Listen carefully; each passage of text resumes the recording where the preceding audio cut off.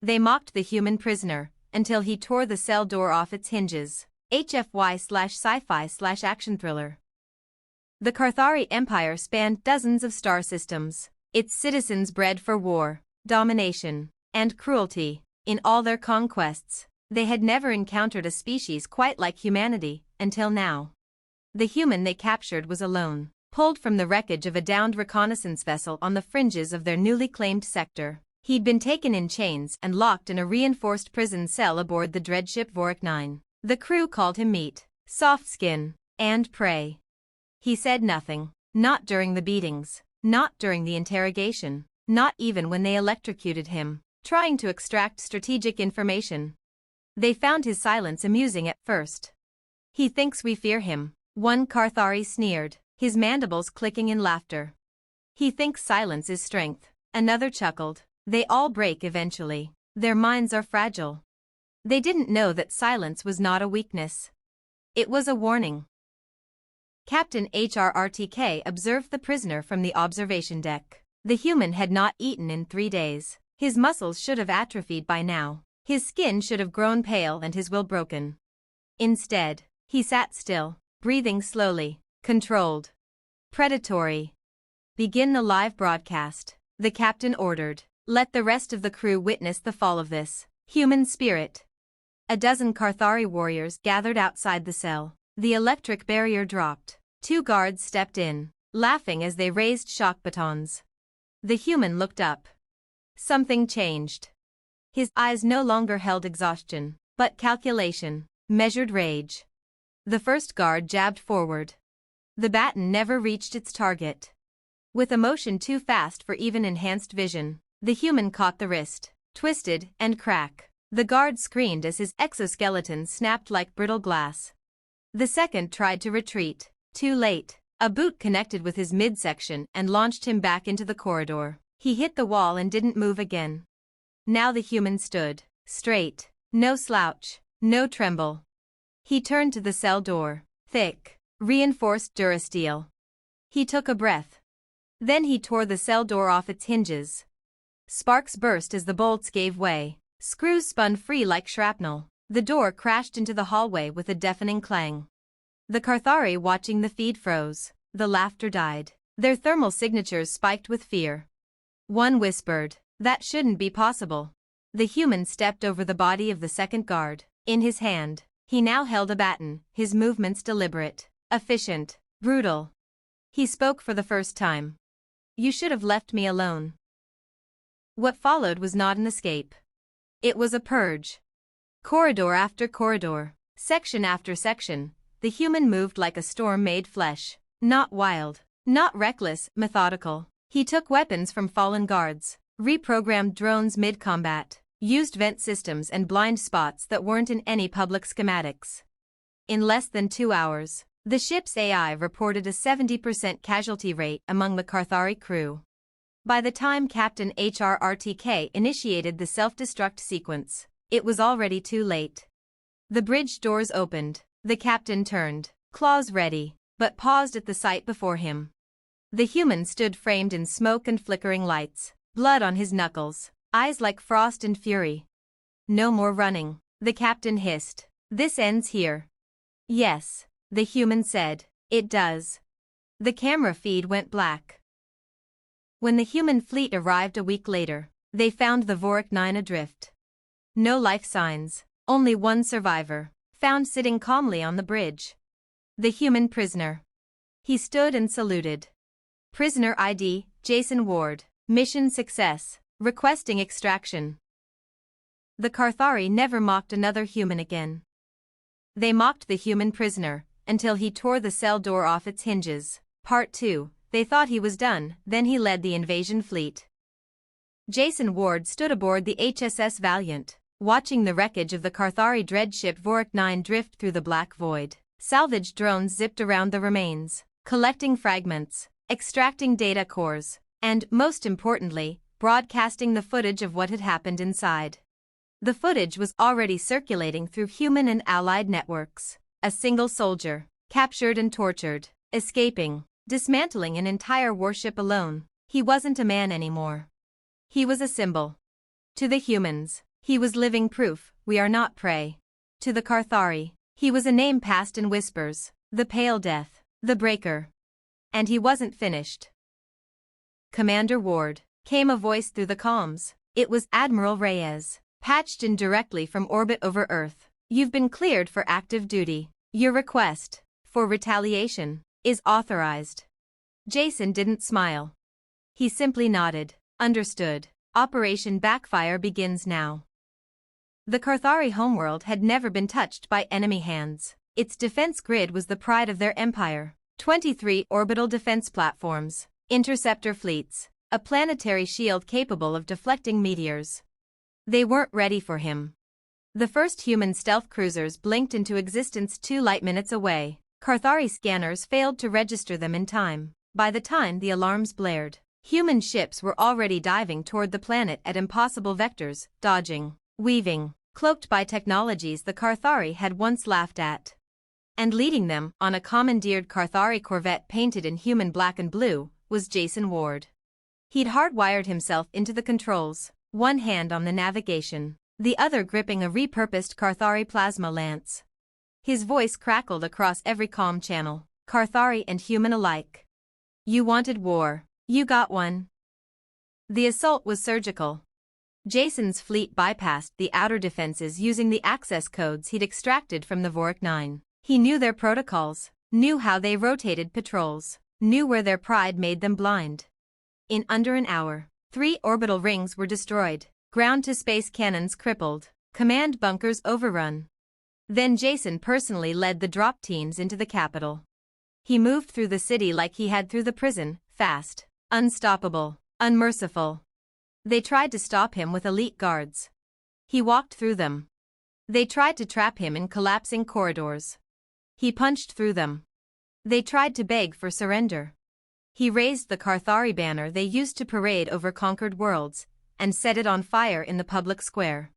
The Carthari High Chancellor tried to escape in a diplomatic cruiser.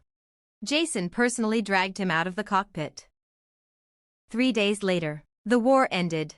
The Carthari Empire signed an unconditional surrender. In their official statement, they didn't mention Jason Ward by name. But every citizen knew, every child was taught. Never provoke the humans. Never take one prisoner. And if you see one in a cell, pray the door stays on its hinges.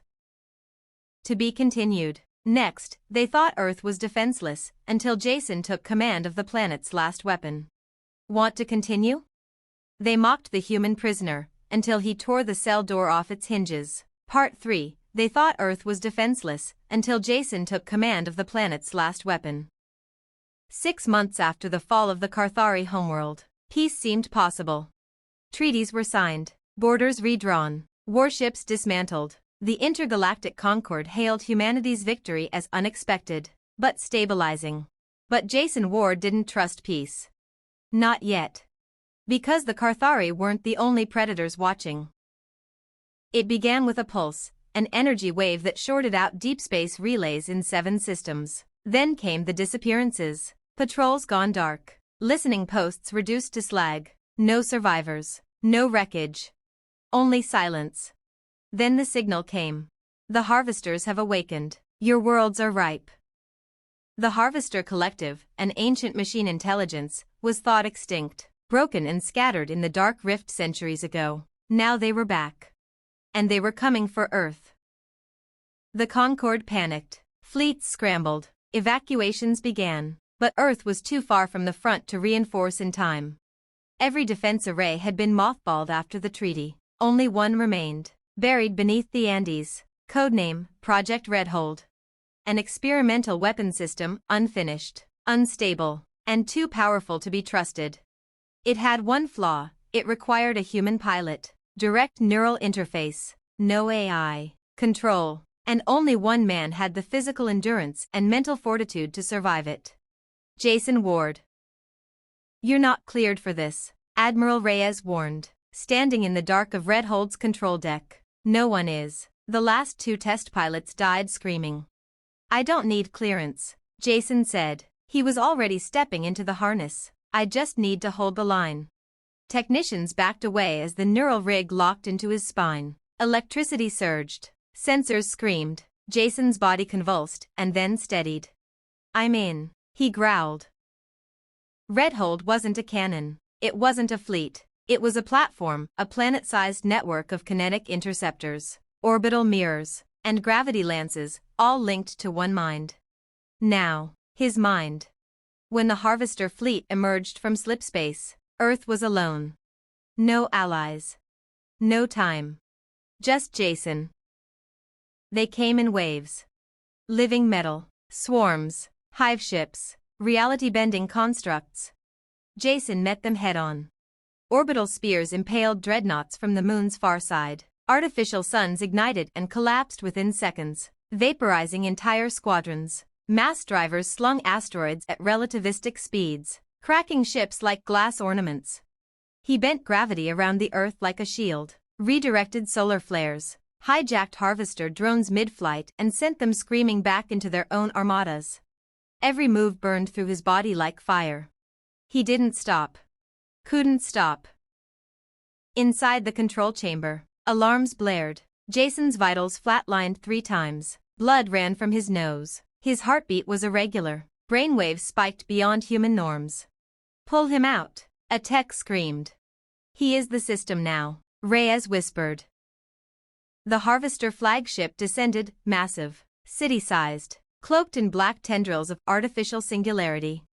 Jason stared at it through the sky as if daring it to come closer. "I've got one shot," he muttered. Then he activated Redhold's core lance, a weapon so massive it tunneled straight through the planet's mantle, fired through the crust, and split the sky in half. The beam struck the flagship, reality screamed. And the Harvester armada vanished. 3 days passed. Jason was found unconscious in the ruins of the control station, skin burned, neural links fused, heart still beating. Barely. They put him in cryostasis, not dead, not alive. Waiting. Because everyone knew. He had stopped the end of Earth. And if ever the stars darkened again, Jason Ward would rise. To be continued. Next, they buried him in ice, but the galaxy forgot what humans do when they wake up angry. Want the next part? They mocked the human prisoner, until he tore the cell door off its hinges. Part 4, they buried him in ice, but the galaxy forgot what humans do when they wake up angry. Deep beneath the frozen crust of Titan's southern pole, under ice thicker than oceans, slept the one man the galaxy feared and revered in equal measure. Jason Ward. His cryopod was sealed in a classified vault beneath a Black Ops research facility known only as Outpost Helix, officially decommissioned, unofficially, guarded by an AI that never blinked. They didn't bury him to forget him. They buried him because they knew they'd need him again. 80 years passed. Humanity flourished. Peace, true peace, held longer than anyone believed it could. The Harvester threat became a tale. Jason Ward became legend. Then came the fall of the Bastion worlds. Without warning, entire colonies began to vanish. Entire systems, not bombed, not glassed. Just gone, as if erased from space-time. Whispers followed. Refugee ships arrived empty-eyed, raving about shadows inside gravity. A name emerged in intercepted alien signals. The Nullwake is coming. And it was coming for Earth. The Concorde, fractured and slow, hesitated. Earth's planetary defense grid failed on day 3.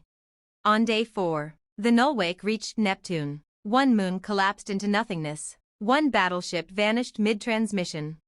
On day 5, someone broke protocol. Outpost Helix received a single command code. Awaken Ward. The cryopod hissed.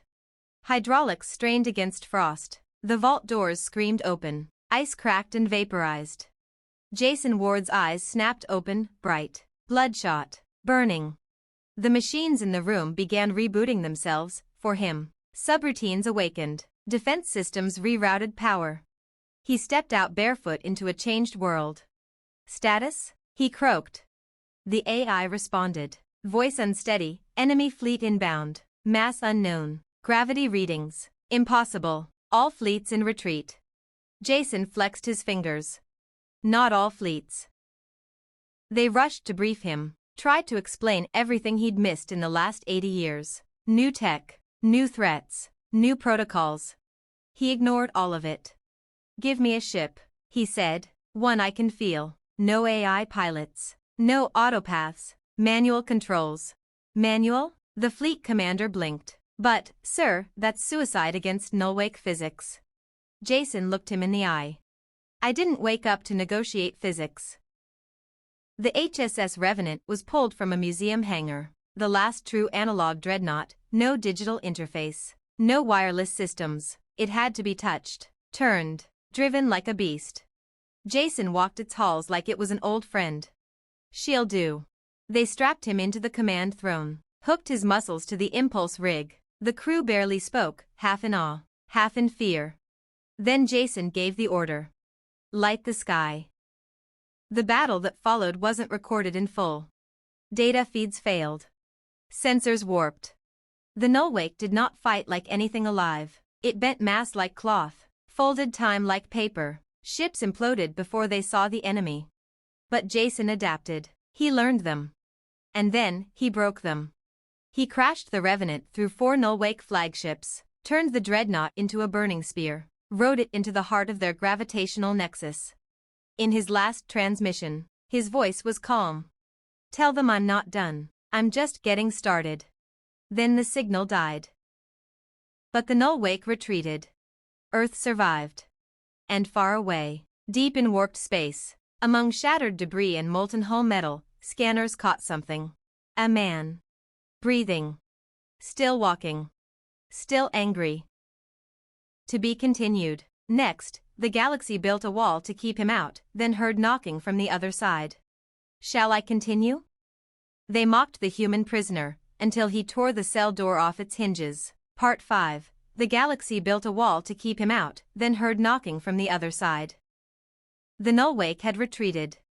Its gravity horrors and space-folding weapons vanished into subdimensional silence. Peace returned, but it was uneasy, fragile, false. Because something was left behind. Him. Jason Ward had gone missing, again. No life signs, no broadcasts, no debris trail, just a blast crater in spacetime where the nullwake's core once stood, and a distant, rhythmic knocking on every high-band frequency across the galaxy. At first, it was dismissed. Just signal noise. But then the knock repeated on precise intervals, measurable, intelligently spaced. 6 beats, pause, 6 beats, pause, over and over. Then the 5th day came. And the knocking replied to a question. Across the Concord, panic spread. Scientists called it impossible. Priests called it prophecy. Soldiers called it Ward's warning. The knock pattern had changed, now mimicking heartbeat signatures, human ones. No one knew how. No one could answer it. No one dared.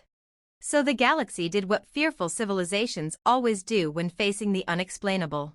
It built a wall. A literal wall, an artificial interstellar barrier, stretching light years, powered by suns, enforced by AI war titans. It was named the Exoveil, and its single purpose was to seal the tear Jason Ward had vanished through. No ships were allowed near it. No signals were allowed out. No exceptions. 17 years passed. Generations grew, never knowing his name. History softened him into a myth. But in hidden circles, in war colleges, rebel bunkers, smuggler fleets, his story was memorized. Because in every corner of space where humans still bled and still resisted, they whispered, "If the wall ever shakes, he's coming home." And then, one day, it shook. Sensors across the exoveil lit up. The gravitational barrier flexed, from the inside. Dozens of monitor stations went dark in seconds. AI sentinels were silenced. And the knock returned. 6 beats, pause, 6 beats, pause, then 7. A voice followed, scrambled, low, metallic with age, but unmistakable. "Open the door." The Concord High Command froze. One admiral whispered, "That's not possible." Another whispered, "That's Jason Ward." And on the 7th beat, the wall cracked. He came through fire. He came through the debris of dead stars, walking across the broken threshold in a ship no scanner could identify, wrapped in armor made of nullwake bone and black alloy. Not a savior. Not a soldier. A reckoning. He didn't ask permission. Didn't announce his return. He simply landed on Earth, stood in the ruins of the old Red Hold command deck, and waited.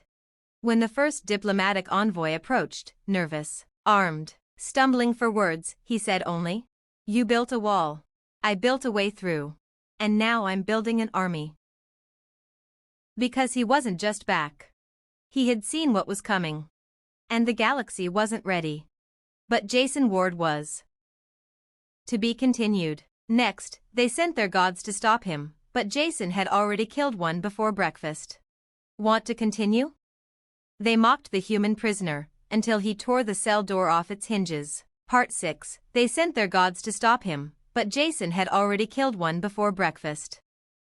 The exoveil was gone. Jason Ward had returned, and with him came silence across sectors that once buzzed with political noise.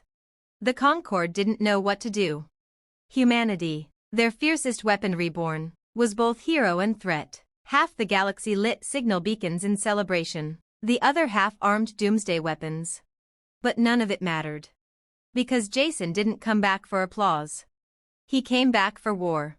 And the ones he was preparing to fight weren't from this galaxy. When the veil cracked, it triggered a flare deep in a region long forbidden, the Hollow March, an ancient tomb world cluster buried behind folded dimensions. Within days, hyperspace trembled. Reality buckled in odd places. And on the 12th day, something answered. "We are the architects. We built your stars. And now we will unmake what you have defiled." No one understood what that meant. Jason did. Because during his disappearance, he had seen them, the architects, a race of hyperintelligences that seeded galaxies, destroyed civilizations like mold scraped off old stone, and operated on timescales that broke mortal minds. They didn't use fleets. They used concepts as weapons: belief, causality, entropy. And now they'd noticed Jason. And Earth. The first god arrived in the form of a logic plague, a song embedded in thought itself. Entire planets fell silent after dreaming the same lullaby. People killed themselves after understanding it. Jason didn't dream it. He caught it, trapped it in his neural firewall, studied it, fed it false hope, and then rewrote it. He injected the edited version into the architect beacon, turning their weapon into a virus that made them forget their own coordinates. That was before breakfast. By noon, the second god came. A gravity construct the size of Saturn, orbiting nothing, devouring entire time loops to reverse key battles. Jason boarded it alone, riding a stealth pod through folded mass, and killed it by activating a dead human memory in its core. It collapsed into itself, screaming in a voice made of backward thunder. Jason drifted back into normal space. Bruised. Bleeding. Alive. The Concord begged for negotiations. Jason sent a single message. You don't negotiate with what wants you extinct. You end it. He began building the Echo fleet, ships designed not to travel through space, but through cause and effect. Human engineers couldn't understand how the tech worked. Jason didn't explain it. He just knew. Some said he wasn't entirely human anymore. Others whispered he was never just human to begin with. By the time the third god arrived, a sentient calendar of extinction events, warping probabilities across the stars, Jason was waiting with a trap made from forgotten futures and the last breath of a harvester queen. It screamed in reverse. It died in real time. And still he stood. Still angry. Still human. So the architects gathered. The last three gods.